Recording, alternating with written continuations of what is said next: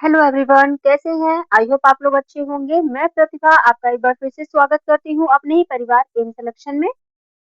और आज हम लोग क्या पढ़ने वाले हैं? तो आज हम लोग पढ़ने वाले हैं यूजीसी नेट पेपर वन में जो आपके 10 यूनिट है, हायर एजुकेशन सिस्टम, हम उसे पढ़ने वाले हैं। यानी कि यहाँ पर हम क्या पढ़ने वाले हैं? यहाँ पर जो हम पढ़ने वाले हैं, ऑडियो वीडियो क्लियर है? ठीक है। ये हमारी यूजीसी, एक सेकंड, यहाँ पर हम यूजीसी नेट की जो हमारी 10 यूनिट है, यूनिट नंबर 10, आज हम इसे कवर करने वाले हैं। और उसका पहला चैप्टर जो है, यानी कि पहला टॉपिक जो है, वो हमारा है भारत में प्राचीन शिक्षा। यानी कि प्राचीन शिक्षा में उच्च शिक्षा का क्या है, प्राचीन भारत में उच्च शिक्षा का क्या योगदान रहा है, किस तरीके से उस टाइम पे हमारी शिक्षा व्यवस्था थी, है ना?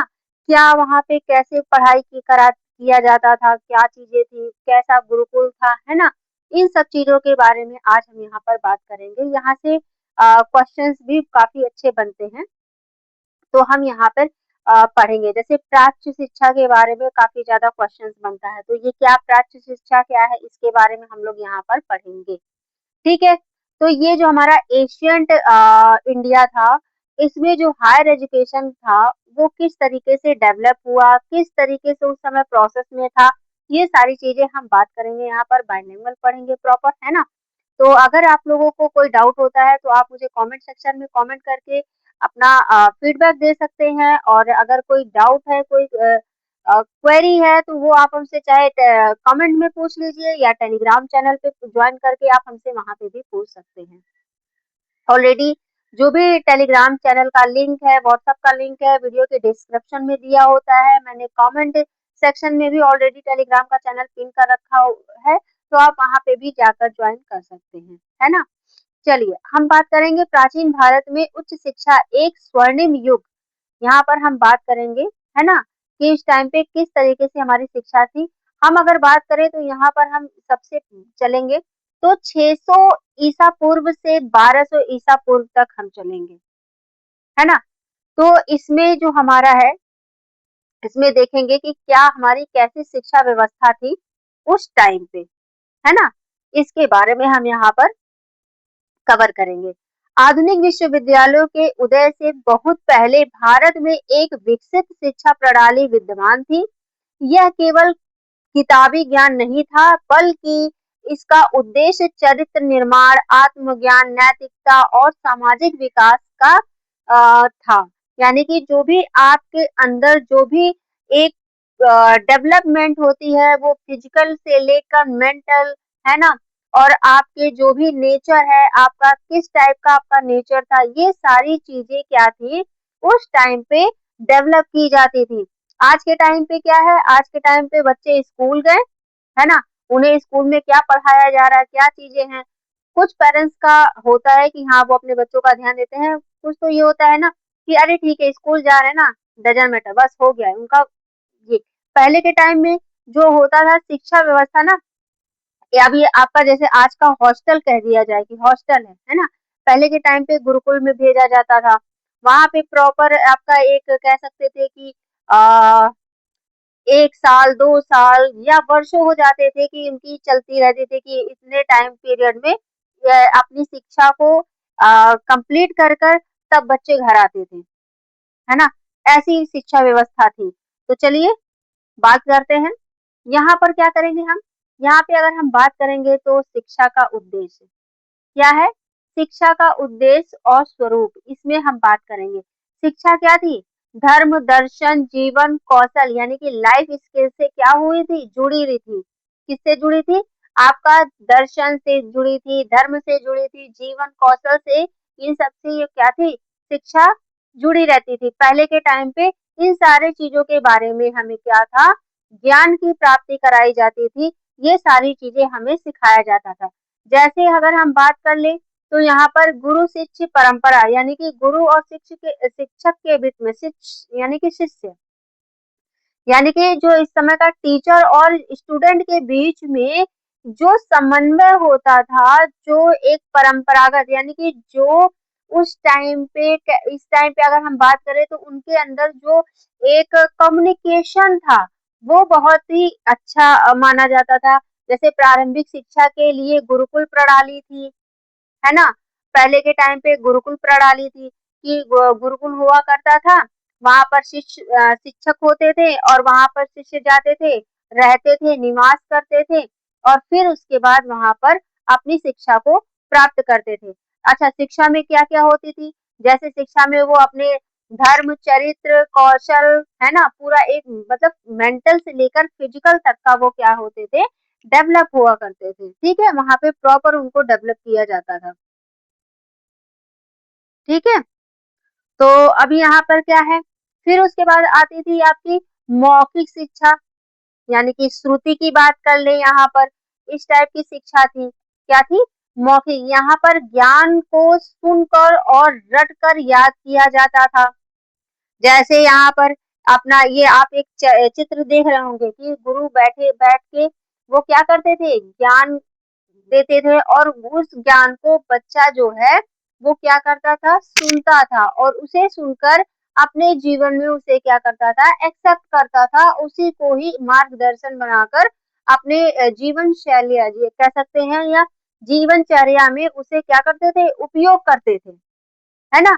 ये होती थी इनकी मौखिक शिक्षा। जैसे कि अभी अगर अब मैं आपको बात करूँ, तो मैं आपको एक्सप्लेन कर रही हूँ, तो ये क्या, ये मौखिक शिक्षा ही तो है ना?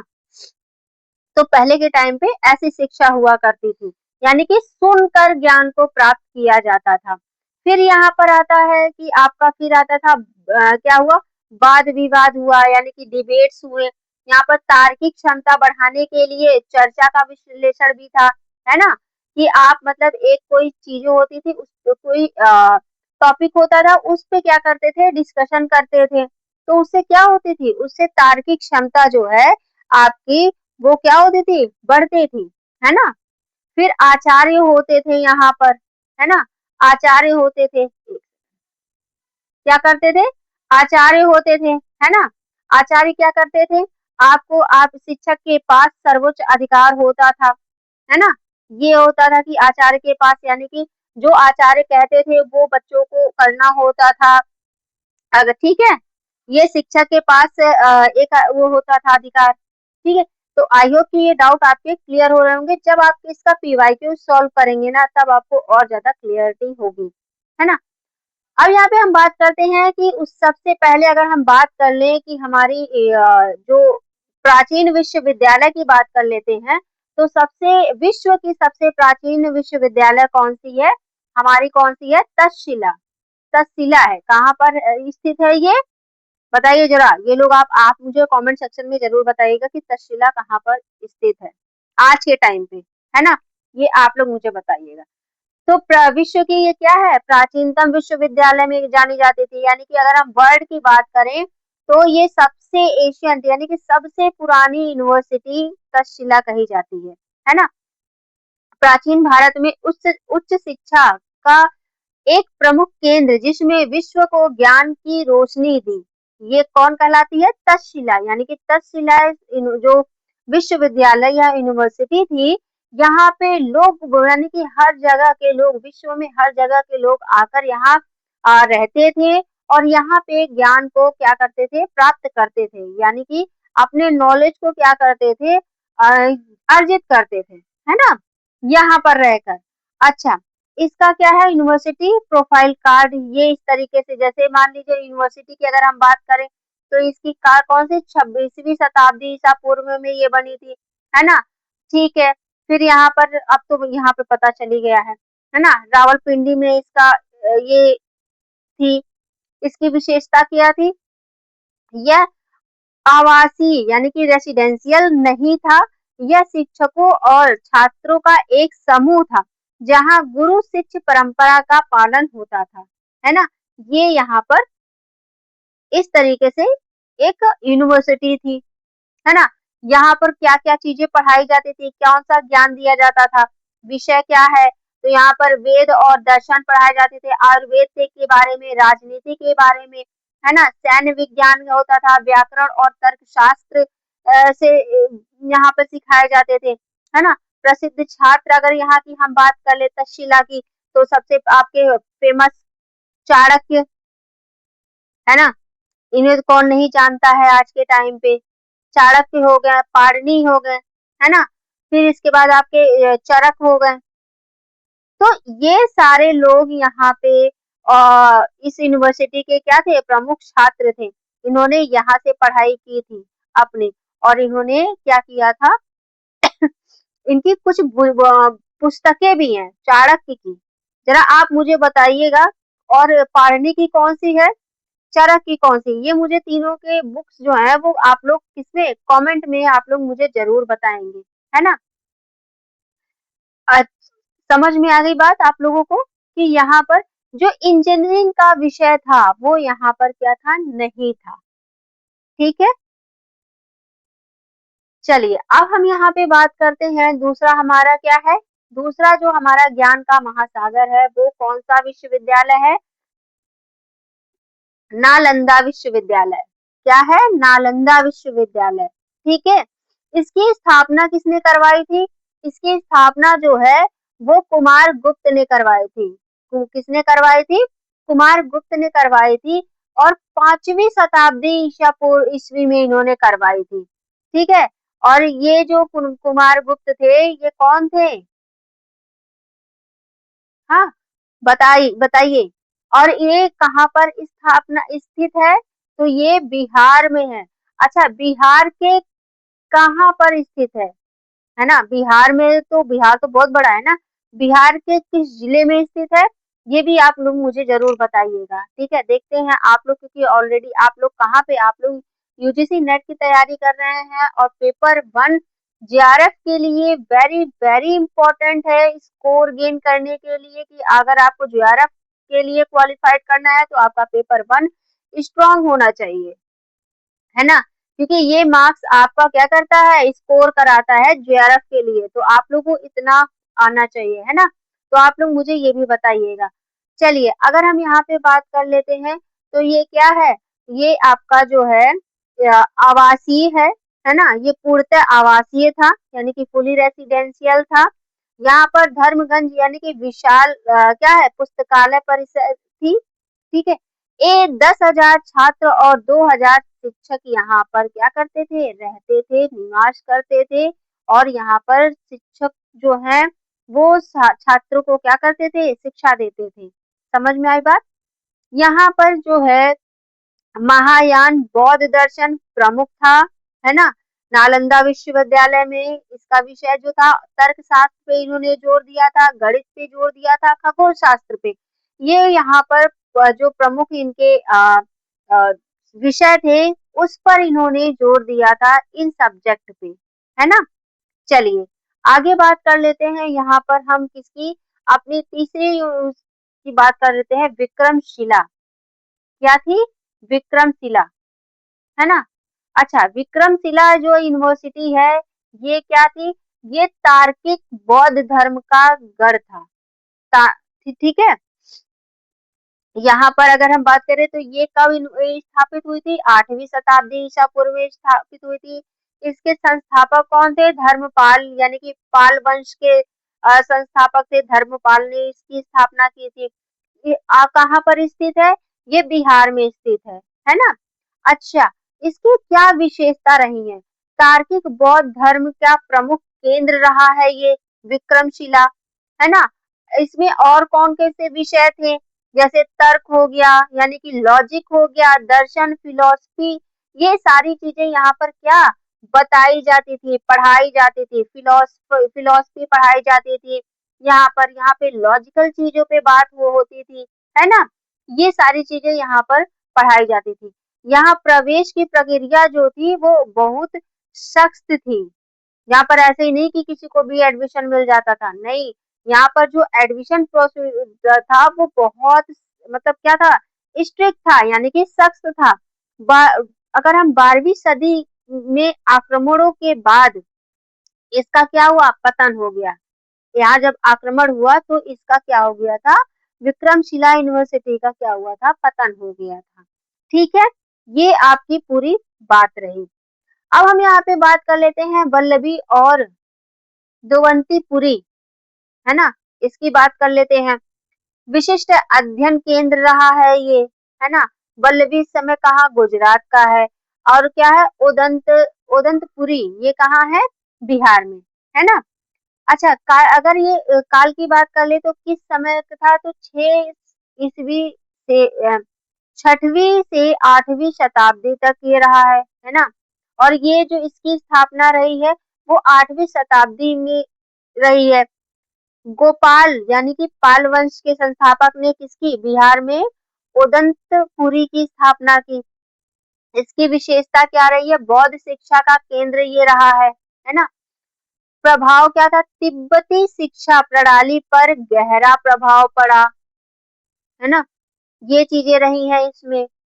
और यहाँ पे अगर हम बात कर लेते हैं कि जो आपका वल्लभी है यहाँ पर, तो इनकी विशेषता क्या थी, इन्होंने एडमिनिस्ट्रेटिव पर और अर्थशास्त्र की शिक्षा यानी कि इकोनॉमिक्स और एडमिनिस्ट्रेटिव पर इन्होंने ज्यादा जोर दिया था। इस पे इन्होंने शिक्षा दी थी, प्रशासनिक और अर्थशास्त्र की शिक्षा दी जाती थी यहाँ पर। यहाँ पर इनकी ख्याति नालंदा के बाबर थी, है ना। जो अगर हम तुलना की बात करें तो इसकी क्या क्या थी, नालंदा के बाबर थी, मतलब नालंदा की क्या थी, बराबर थी, है ना। ये थी इनकी, तुलना में बात कर ले। शिक्षा का माध्यम और संचरण, यहाँ पे बात कर लेते हैं कि शिक्षा का माध्यम क्या था यहाँ पर, है ना। शिक्षा के माध्यम की बात करें तो यहाँ पर अगर हम माध्यम इन द सेंस की मीडियम, किस टाइप की मीडियम थी, मीडियम ऑफ एजुकेशन, यहाँ पे जो शिक्षा का एजुकेशन था यानी कि माध्यम था, सॉरी एजुकेशन कह रहे, एजुकेशन किस टाइप का था, है ना, कौन सा मीडियम यहाँ पे था। तो यहाँ पर मोस्टली क्या थी, संस्कृत यूज की जाती थी। इनकी संस्कृत क्या थी, मुख्य शिक्षा, मुख्य माध्यम था संस्कृत, है ना। उसके बाद यहाँ पर पाली और प्रकृति, ये बौद्ध संस्थानों का प्रचलित था, यानी कि यहाँ पर ये इस भाषा में क्या किया जाता था, शिक्षा प्राप्त कराई जाती थी बच्चों को, है ना। स्टूडेंट को क्या थी, पहली हमारी क्या शिक्षा थी, तो यहाँ पे संस्कृत थी, और उसके बाद क्या हुई है, पाली और प्रकृति। अच्छा, हमारी जो भाषा का ओरिजिन अगर हम बात करें तो हमारी जो है तो वो कौन है, यहाँ पर मदर लैंग्वेज कौन सी है, संस्कृति तो है ना, संस्कृत से ही तो हमारी जो ओरिजिन हुई है। चलो अब यहाँ पे हम बात कर लेते हैं संरक्षण और अर्थव्यवस्था, है ना। तो यहाँ पर क्या थी, यहाँ पे आपको निःशुल्क क्या थी, शिक्षा निःशुल्क थी, है ना। फंडिंग कहाँ से, राजाओं, व्यापारियों और मठों द्वारा यहाँ पर होती थी, है ना, जो भी इनकी फंडिंग होती थी। भूमि अनुदान की बात करें तो विश्वविद्यालयों को गांवों से प्राप्त राजस्व मिलता था, है ना। ये था आपका। प्राचीन संस्थानों का पतन किस तरीके से हुआ, अब ये भी देख लो। अभी तक का तो आपने पूरा पढ़ लिया कि वहां पे किस तरीके से कौन आपको फंडिंग देता था, है ना, किस तरीके की शिक्षा हमारी पहले के टाइम पे थी। तो पहले के टाइम की जो शिक्षा थी ना, वाकई में लाजवाब शिक्षा थी। आपकी अगर हम बात कर ले तो आपका जो है चाणक्य की बात कर ले, है ना, फिर यहाँ पे पतंजलि जी की बात कर ले। प्राचीन संस्थानों का पतन कैसे हुआ, पहला हमारा क्या आता है, विदेशी आक्रमण, है ना, इसके कारण हुआ। विशेषाधिकार यानी कि विशेषकर जो 12वीं शताब्दी में बख्तियार खिलजी आदि द्वारा जो आक्रमण किए थे, उसकी वजह से क्या हुआ था, भारी नुकसान हुआ था। और यहाँ पर क्या है, प्राचीन जो हमारे संस्था थी उसका क्या धीरे धीरे पतन होना शुरू हो गया था। ठीक है। पुस्तकालयों का विनाश यानी कि ज्ञान के अमूल्य स्रोतों को जला दिया गया था उस टाइम पे, है ना। फिर यहाँ पर तीसरा हमारा आता है राजकीय संरक्षण का अभाव, यानी कि मध्यकाल में प्राथमिकताओं में बदलाव आया। ठीक है। तो ये कुछ कारण रहे हैं, हमारी जो प्राचीन शिक्षा थी उसका पतन धीरे धीरे क्या हुआ, शुरू हो गया था, है ना। कि हमारा अगर हम बात करें तो यहाँ पर जो हमारे विदेशी आक्रमण हुए थे, इनके कारण जो है क्या हुआ था, हमारा पतन धीरे धीरे शुरू हो गया था। अब यहाँ पे फटाफट एक शॉर्ट नजर में हम देखते हैं कि फटाफट एक नजर में इसको रिवाइज कर लेते हैं, है ना। तो देखो यहाँ पे दिया हुआ है ये क्या, ये आपका विश्वविद्यालय है, ये आपका स्थान है, ये आपके संस्थापक हैं और ये आपके काल है ना। यानी कि टाइम पीरियड की अगर हम बात कर लें, किस टाइम पीरियड में ये किसकी स्थापना हुई थी। अच्छा, आपका यूजीसी नेट में जो आपके 10 यूनिट है यानी कि हायर एजुकेशन सिस्टम में टोटल 5 क्वेश्चंस आते हैं। कितने आते हैं? टोटल 5 क्वेश्चन आते हैं और 10 मार्क्स के आते हैं, यानी कि एक नंबर जो है, एक क्वेश्चन जो है वो कितने, 2 मार्क्स का है, ठीक है। तो 5 क्वेश्चन यानी कि 10 मार्क्स के आपके नंबर यहाँ पे आते हैं, ठीक है। तो चलो अब हम यहाँ पे आपको कराते हैं। तो यहाँ पे अगर हम बात करें तो नालंदा विश्वविद्यालय की स्थापना कहाँ पर, पांचवी सदी में हुई थी और कहाँ स्थान इसका है, बिहार। और किसने किया था, तो कुमारगुप्त प्रथम ने किया था, ठीक है। विक्रमशिला की स्थापना, विश्वविद्यालय की स्थापना कहाँ पर हुई थी, बिहार में है ना। और इसको, इनके संस्थापक कौन है, धर्मपाल है। और किस काल में किया था, तो ये इन्होंने 8वीं सदी में किया था, है ना। ओदंतीपुरी की विश्वविद्यालय की स्थापना कहाँ पर है, हुई है, बिहार में स्थान इसका। और किसने किया था, गोपाल जी ने किया था, है ना जी। मैं अपने एक रिस्पेक्ट के लिए लगा रही हूँ, है ना। और यहाँ पर बात कर लूं तो काल कौन सा है, 8वीं सदी में किया था। तक्षशिला की स्थापना पाकिस्तान में, पाकिस्तान के किस में हुआ था, ये आपको बताना है कमेंट सेक्शन में, याद रखिएगा, है ना। ये कब हुई थी, ये हुई थी जो आपकी छठी छठीवीं सदी ईसा पूर्व में हुई थी, है ना। वल्लभी कहाँ हुई थी, गुजरात में हुई थी, है ना। और यहाँ पर इसके कौन थे, मैत्रक वंश के संस्थापक थे। और ये 6वीं से 8वीं सदी में हुई थी। तो ये आपका कुछ प्रश्न रहा है ना, आपके जो आपके एग्जाम में पूछे जाते हैं।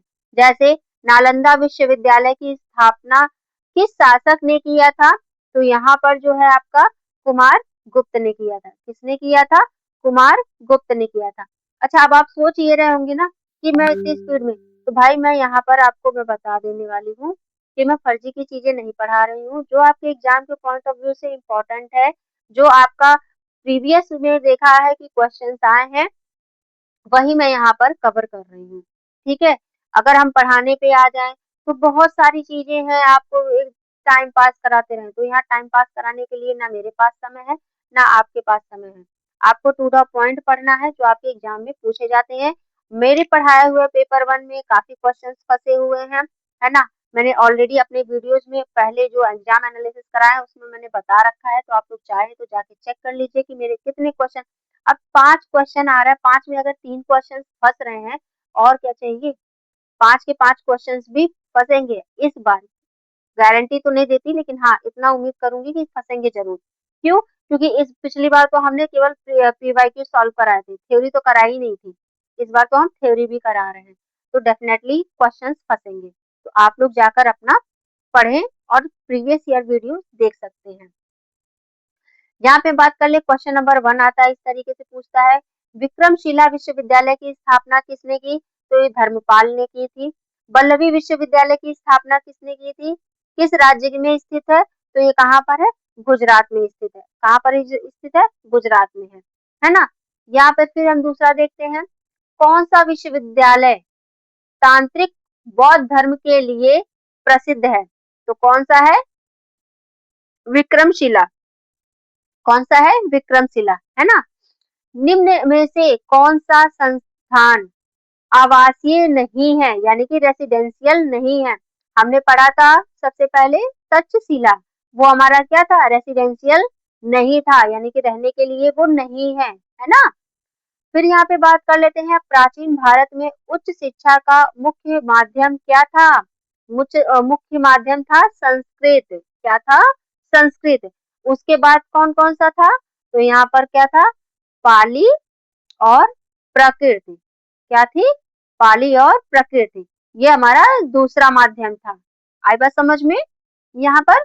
चलो फिर यहाँ पे देखते हैं नालंदा में प्रसिद्ध पुस्तकालय का नाम क्या था, है ना। तो यहाँ पर क्या था, धर्मगज, धर्मगंज, ठीक है, ये नाम था। अच्छा, यहाँ पे अब हम बात कर लेते हैं क्या, यहाँ पे जो है आपका प्राचीन शिक्षा की वैश्विक विरासत, है ना, इसके बारे में बात करते हैं। ये हमारा प्यारा सा इंडिया है, यानी भारत है, ये हमारा, है ना, ये हमारा प्यारा सा भारत है। भारत को सोने की चिड़िया भी कहा जाता है। क्यों कहा जाता है? क्योंकि भाई यहाँ पर सच में आपका जो, अगर हम अभी भी ऐसा नहीं है कि है, पहले के टाइम पे अगर हम बात करें तो सोचो यहाँ पे हर एक चीज की उत्पत्ति का माध्यम अगर बताया जाए तो हमारा भारत है। कंप्यूटर, कंप्यूटर की उत्पत्ति हमारा भारत है, माध्यम, ठीक है। और भी अगर हम बात करें तो हमारे जो गुरु इतने रहे हैं पहले के टाइम पे, वो भी क्या थे, हमारे भारत के ही थे, है ना। लोग दूर दूर से शिक्षा लेने आते थे विश्व में, कहाँ आते थे, हमारे भारत में ही आते थे। अब यहाँ पे ये देखो, ये हमारा प्यारा सा भारत है, यहाँ पे देखो चाइना से आ रहे हैं शिक्षा लेने, कोरिया से शिक्षा लेने आ रहे हैं, इधर से ग्रीक आ रहे हैं, है ना। यहाँ से हमारे क्या है, ये हमारा कौन सा है, ब्राजीलियन, है ना, यानी कि यूएसए वाला पार्ट है ये, है ना, यहाँ पर। तो ये हमारी शिक्षा, यहाँ से भी शिक्षा लेने आ रहे हैं। तो भाई हर तरीके से क्या थी, हमारा इंडिया, हमारा भारत सक्षम था, है ना। इसे तो बर्बाद नहीं किया हमारे ब्रिटिशर्स ने।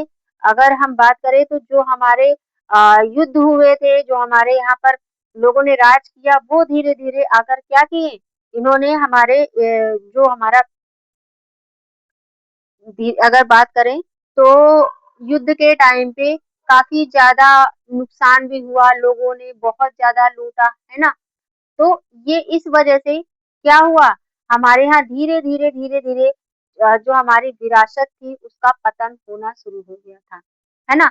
हम इतिहास में नहीं जाएंगे, इतिहास हमें नहीं पढ़ना है, हमें पढ़ना है हायर एजुकेशन, तो कैसे हमारी चीजें रही है ना।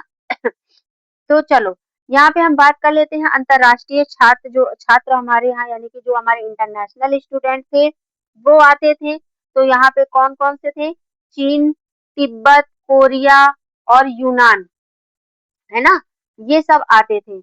ये छात्र यहाँ क्या ज्ञान प्राप्त करने के लिए आते थे। आई समझ में बात। क्या है यहाँ पे सर्वांगीण विकास, यानी कि यहाँ पर इन लोगों का विकास, शिक्षा का लक्ष्य केवल नौकरी नहीं बल्कि मानसिक और आध्यात्मिक उन्नति था, ठीक है, उस टाइम का ये था। महान विद्वान कौन कौन थे, आर्यभट्ट थे, पाणिनि थे, चरक थे और चाणक्य जैसे विद्वानों ने विश्व को दिशा दी, है ना। ये हमारा क्या था, पूरा इस तरीके से हमारी विरासत थी, वैश्विक विरासत की हमने बात की। आई होप कि ये वीडियो आपको जो है आपके जो एशियंट, यानी कि जो हमारा प्राचीन भारत का शिक्षा व्यवस्था थी वो आपको समझ में आई होगी। अभी तो हमने एक वीडियो केवल एज ए इंट्रोडक्शन चीजें बताई हैं, अभी और भी चीजें हमें बतानी बाकी है। तो आप लोग बिल्कुल परेशान ना होइएगा और अपनी चीजों को क्लियर करते चलिएगा, है ना। इस और अगर कोई डाउट होता है, कोई क्वेरी होती है तो प्लीज आप मुझसे कमेंट सेक्शन में पूछ जरूर लीजिएगा, है ना। पहले आप लोगों का कमेंट आता था तो मुझे बहुत खुशी होती थी और मैं तुरंत इसका रिप्लाई भी और उसका सोल्यूशन भी देने की कोशिश करती थी। बट अभी कुछ टाइम से आप लोगों का कमेंट आना बंद हो गया है, तो कहीं ना कहीं इंसान होपलेस हो जाता है कि मतलब क्या है, कोई डाउट है, कोई क्वेरी नहीं आ रही है ना। या तो आपको पूरा समझ में आ रहा है या तो बिल्कुल नहीं समझ में आ रहा है, दो ही चीजें होती हैं। तो आप लोग मुझे कमेंट करिए। अभी देखिए मैंने अपने टेलीग्राम चैनल पे भी क्वेश्चंस देने शुरू कर दिए हैं, तो आप लोग वहां से भी ज्वाइन करके अपने क्वेश्चंस को सॉल्व कर सकते हैं, है ना। अभी मैं ऐसे एज अ मॉक टेस्ट आप लोगों को दे रही हूँ पीवाईक्यू, तो मैं यहाँ पर करवाऊंगी, तो आप लोग वहां से जाके ज्यादा से ज्यादा क्वेश्चन को सॉल्व कर सकते हैं। अभी आप लोगों के पास बहुत टाइम है, क्यों, क्योंकि अभी जून बहुत दूर है, लेकिन टाइम जाते पता नहीं चलेगा। आपका फैब देखिए आपका फैब भी जाने ही वाला है है ना? कुछ ही दिन बचे हुए हैं, मार्च, अप्रैल, मई, जून, तो कब टाइम आ जाएगा पता नहीं चलेगा। तो आप लोगों का जो भी वीक पॉइंट है, वीक सब्जेक्ट है, आप उसे स्ट्रॉन्ग करके आप जो है अपने जो जून 2026 का जेआरएफ का लक्ष्य है, उसे आप लोग पाएँ। ये मेरी विशेष है और मेरा प्रयास भी यही रहेगा कि मैं आप लोगों को वो वहाँ तक पहुँचा सकूँ। तो इसके लिए आप लोगों को मेहनत करनी है, मेहनत कराने की ज़िम्मेदारी हमारी है, कंटेंट देने की ज़िम्मेदारी हमारी है, पढ़ाने की ज़िम्मेदारी हमारी है, बस आप लोगों को क्या है, केवल पढ़ना है, पढ़ना है, पढ़ना है। वो आप लोग कैसे पढ़ते हैं ये आपका मैटर है। मेरे से जितना हो सकता है तरह-तरह के कंटेंट अब ये जो मैंने आपको ग्राफ के थ्रू पढ़ाया है, मुझे नहीं लगता कि कोई बच्चा इसे अगर भूल भी पाएगा। अगर इसे अच्छे से आप पढ़ लो, तो यहाँ से ही 2-3 क्वेश्चन्स आपके बन जाते हैं। इसका एग्ज़ाम्पल मैंने ऑलरेडी आपको क्वेश्चन्स करा के दिखा दिया है कि किस टाइप के क्वेश्चन बनते हैं और यही क्वेश्चन आते हैं। बस क्या आपको 4 ऑप्शन दे देंगे, आप हो जाएँगे कन्फ्यूज़। यही तो है, यहाँ पे हमने एक ऑप्शन रखा है, वहाँ पे आपको क्योंकि हमें तो आप लोगों को एक ऑथेंटिक ऑप्शन देना है ना। जब पीवाईक्यू कराऊँगी तब आप लोगों को ये चीज़ें समझ में आएगी। तो आज के लिए इतना ही रखते हैं। Thank you so much. Bye bye, take care. Video अगर अच्छी लगे तो प्लीज़ चैनल को सब्सक्राइब कर लीजिए। अगर नए बच्चे हैं तो उन्हें ज़रूर सब्सक्राइब कर लीजिए। चैनल को लाइक बेल आइकन को भी प्रेस कर लीजिए, जिससे जो भी लेटेस्ट वीडियो है वो अपलोड जैसे ही हो आप तक पहुँच जाए और अपने दोस्तों के साथ भी इसे शेयर कर दें, जो भी यूजीसी नेट की तैयारी कर रहे हैं। उनको भी ये हेल्प मिल सके। So thank you so much. Bye bye, take care.